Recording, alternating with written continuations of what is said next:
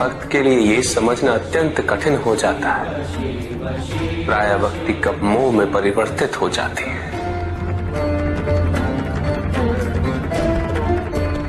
और ऐसे में पथ भ्रमित होना अनिवार्य है।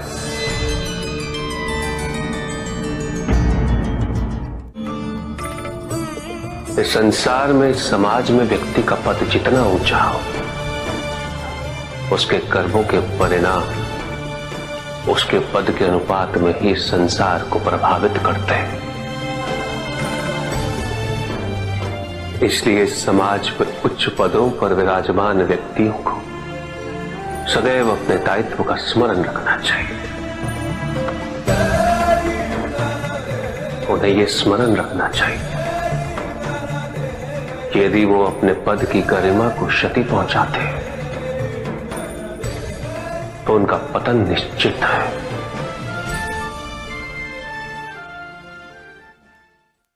एक संबंध की सफलता वो है जब शब्दों की आवश्यकता ही समाप्त हो जाए, केवल आभास रहे, विश्वास रहे, जागरूकता रहे, संतोष रहे। बिना कहे ही दोनों एक दूसरे की बात समझ लें। अवश्य स्वामी। और दाम्पत्य जीवन के सफल होने का ये एक बहुत महत्वपूर्ण प्रमाण भी है। फिर भी मुझे आभास हो रहा है पार्वती कि मैंने तुमसे कभी ये नहीं कहा कि मैं कितना धन्य हुआ हूं तुम्हें पाकर। मैंने कभी तुम्हारे प्रति आभार व्यक्त नहीं किया स्पष्ट शब्दों में। ये आप क्या कह रहे हैं स्वामी? वही जिसका आभास मुझे प्रतिदिन रहा है, किंतु मेरे शब्दों में यह भाव कभी भी स्पष्ट रूप से प्रतिबिंबित नहीं हो सके। मैंने कभी तुमसे धन्यवाद नहीं कहा, जबकि मुझे निरंतर इस बात का बोध होता रहा कि मेरी ये यात्रा तो तुम्हारे बिना संभव ही नहीं होती। एक वैरागी जिसे तुमने गृहस्थ जीवन के सुख से परिचित कराया, अपने सानिध्य से परिपूर्ण किया,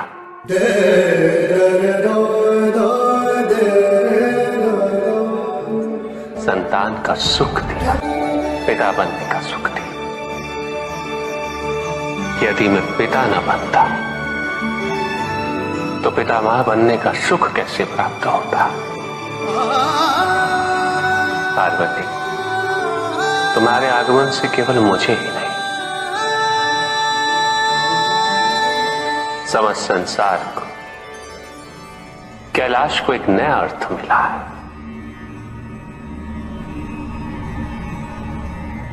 स्वामी, कृतज्ञता व्यक्त करके आप हमें ऋणी बनाना चाहते हैं?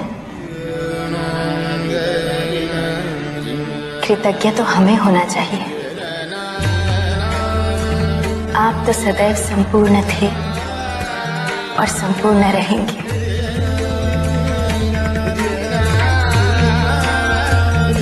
इसके पश्चात आपने हमें हर रूप में स्वीकार किया और हमारा जीवन परिपूर्ण किया। हमने ऐसे कई निर्णय आपकी इच्छा के विरुद्ध लिए। हमारा वहां बिन बुलाए जाना उचित नहीं होगा सती।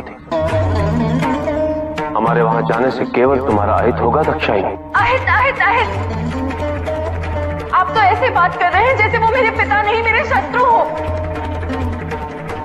ठीक है, आपको यदि मेरे साथ नहीं आना है तो मैं आपके बिना ही चली जाऊं। नहीं सती, मैं कदापि तुम्हें अकेले नहीं जाने दूंगा। आपको मेरी सौगंध, आप मुझे रोकेंगे नहीं। यदि वहां जाने से मेरा अहित होगा तो आप मेरा अहित होने के बाद आइएगा।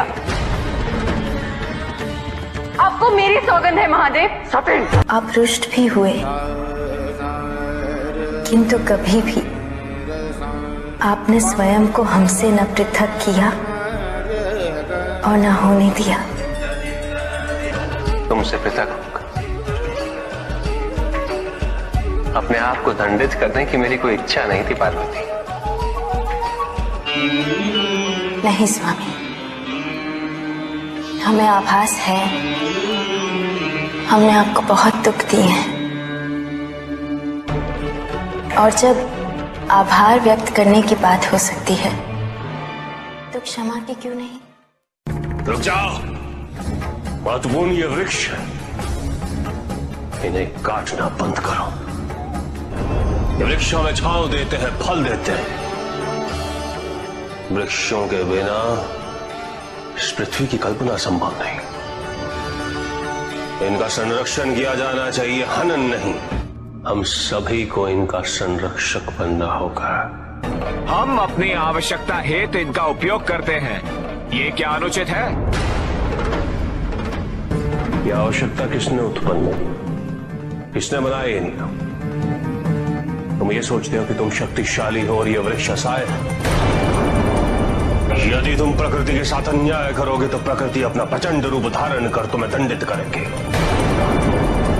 और उस दिन इस संसार में तुम्हें अपनी नग्नता का बोध होगा। प्रत्येक वृक्ष को वर्षों लग जाते हैं उगने में, विकसित होने में, अपनी पूर्णता प्राप्त करने में। उसके पश्चात वो हमारा पोषण करते हैं, निस्वार्थ भाव से हमारी सेवा करते हैं। हम स्वयं इनका शोषण कैसे कर सकते हैं? तुम अपने आप को मनुष्य कहते हो। मनुष्य तो विचारवान होते हैं, संवेदनशील होते हैं। जो अपने स्वार्थ हेतु वनस्पति और जीव जंतुओं का शोषण करे, वो कैसा मनुष्य? जो तुम कर रहे हो वो प्रकृति पर अत्याचार है, और अत्याचारी सदैव अत्याचारी ही होता है। अपनी प्राकृतिक संपदा की रक्षा करना प्रत्येक मनुष्य का उत्तरदायित्व है।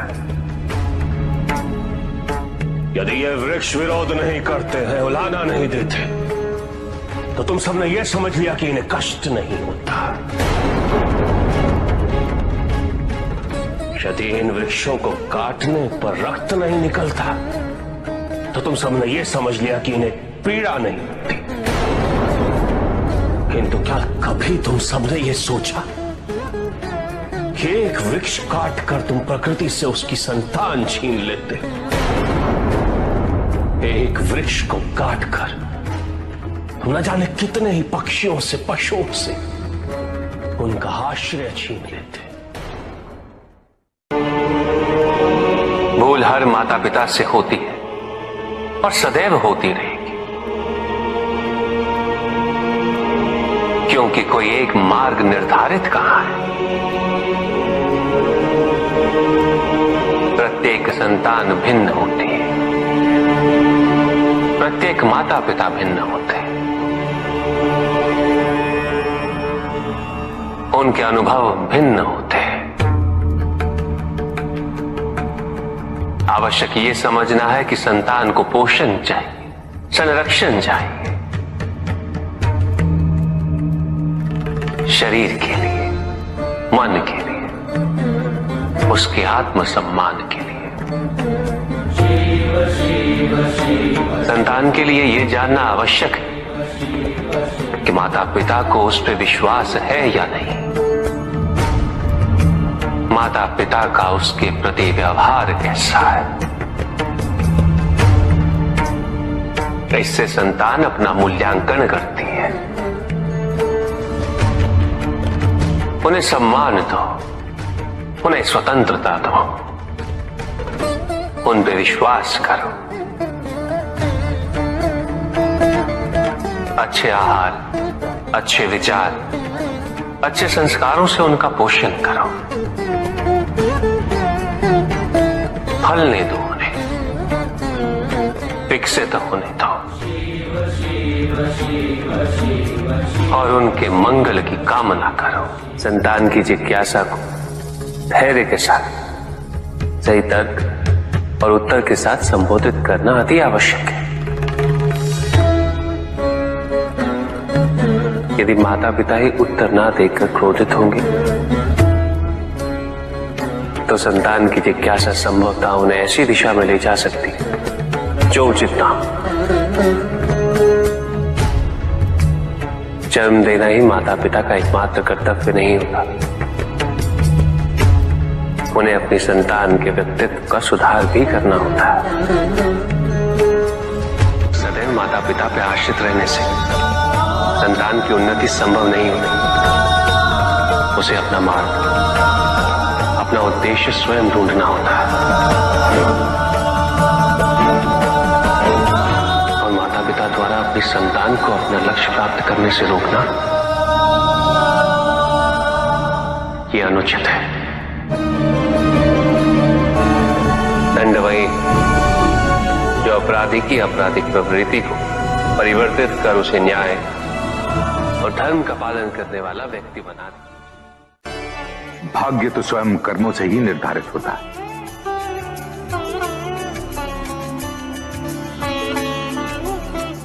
हमें ज्ञान चर्चा का विषय मिल गया है। तो प्रश्न ये है कि हमारा भाग्य हमारे कर्म निर्धारित करता है या हमारे कर्म हमारा भाग्य बनाते हैं। जब भी हम अपने अतीत की ओर देखते हैं तो मन में यही प्रश्न उत्पन्न होता है कि हम जिन परिस्थितियों में हैं, क्या उसका मूल कारण हमारे कर्म है या हमारा भाग्य।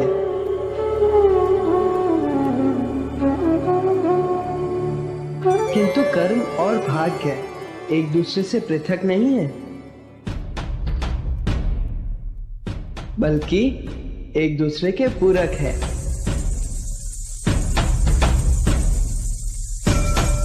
कर्म से भाग्य निर्धारित होता है और जो भाग्य हम अपने कर्म से अर्जित करते हैं वही भविष्य के कर्मों का आधार बनता है।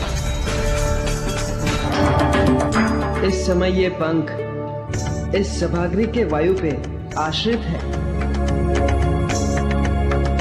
आप सभी की श्वास इसकी दिशा परिवर्तित कर सकती है। इसकी अपनी इच्छा कुछ भी नहीं, ना ही इसमें अपनी दिशा स्वयं निर्धारित करने की क्षमता है।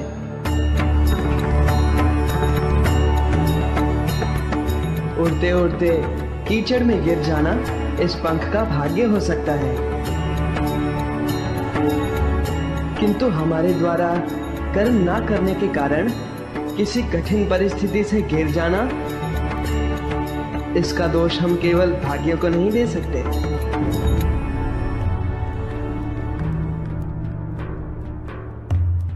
क्योंकि हमें अपने विवेक से कर्म करने की क्षमता प्राप्त है।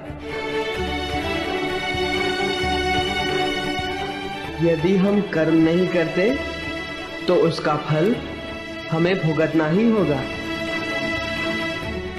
भाग्य प्रबल हो तो वो हमारे कर्मों को प्रभावित करता है, किंतु ये भी सत्य है कि कर्मों की प्रबलता हमारे भाग्यों को परिवर्तित करने में सक्षम होती है।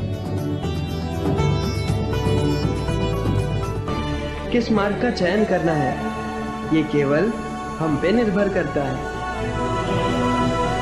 किंतु कर्म और भाग्य में कौन अधिक महत्वपूर्ण है? कर्म, क्योंकि कर्म ही सौभाग्य को दुर्भाग्य बना सकता है और दुर्भाग्य को सौभाग्य में कर्म ही परिवर्तित कर सकता है। किंतु कर्म से मेरा तात्पर्य कर्म की पूर्णता है।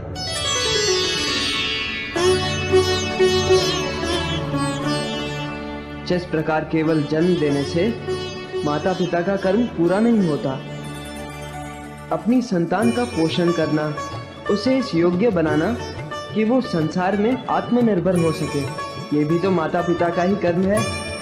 संतान को संरक्षण देना, अच्छे संस्कार देना, उसे उसके दायित्वों के प्रति जागरूक करना या सक्षम बनाना, ये भी माता पिता का ही कर्म है।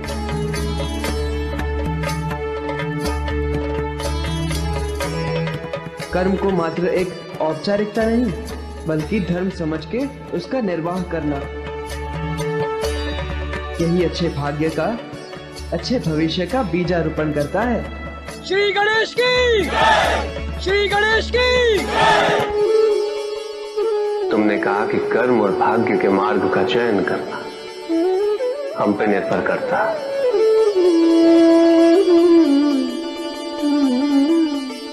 किंतु यदि कोई चयन करने के मार्ग का चुनाव ही ना करे तो क्या?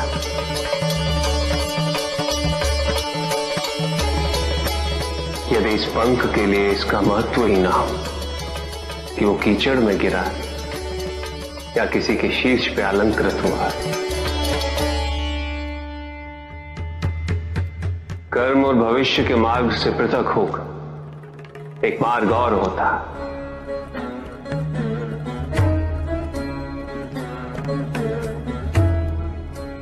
वैराग्य का मार्ग।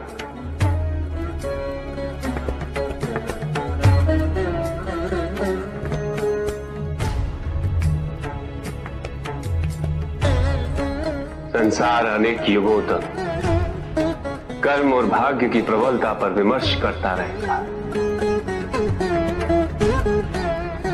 और ऐसे विमर्श समाज की उन्नति में सदैव सहायक सिद्ध हो।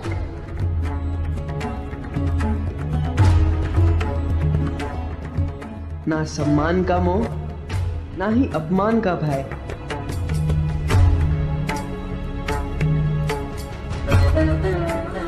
अर्थात एक ऐसी दशा जिसका होना ना होना किसी भी परिभाषा के परे है।